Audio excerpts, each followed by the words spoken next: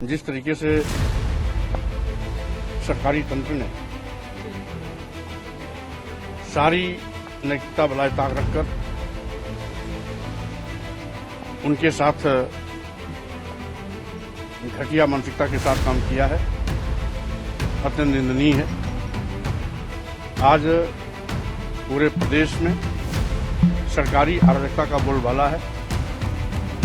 न्यायपालिका भी सरकारी अराजकता के सामने घुटना टेक चुकी है। जो काम न्यायपालिका को करना चाहिए, आज सरकारी तंत्र खुद सरकारी गुंडा तंत्र के बलबूते उस काम को अंजाम देने में लगी हुई है।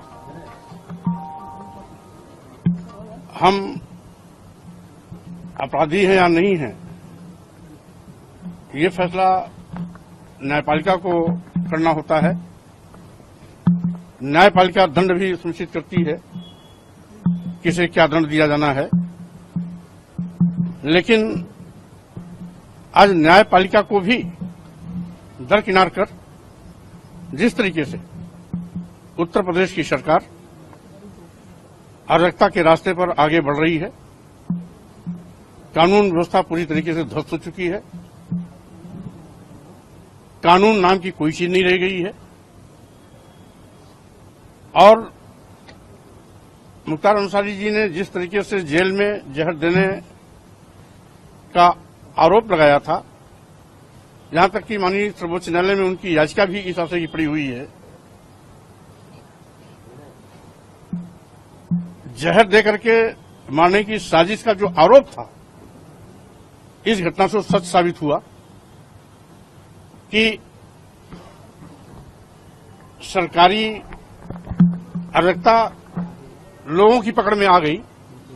एक और डॉक्टरों की टीम मुख्तार अंसारी जी को फिट बता करके अस्पताल से डिस्चार्ज कर रही है, जेल भेज रही है, और कुछ ही घंटे बाद दिल का दौरा पड़ना इस बात को साबित करता है कि वो अस्वस्थ थे, पूरी तरीके से अस्वस्थ थे, उनको अस्पताल में रहना चाहिए था।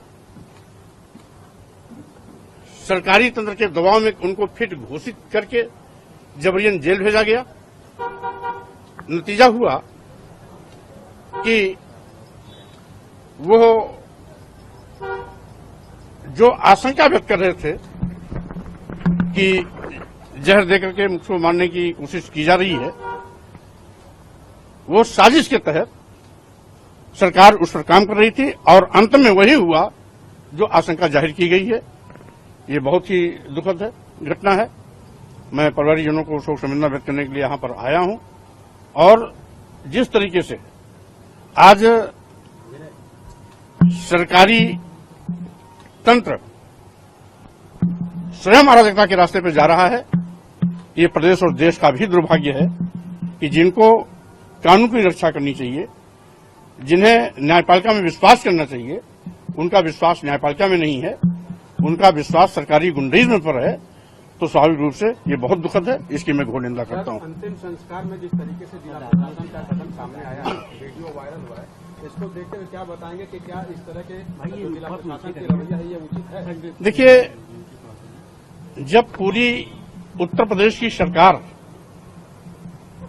खुद अराजकता के रास्ते पर चल रही है, तो उनके अधीन प्रशासनिक अधिकारी भी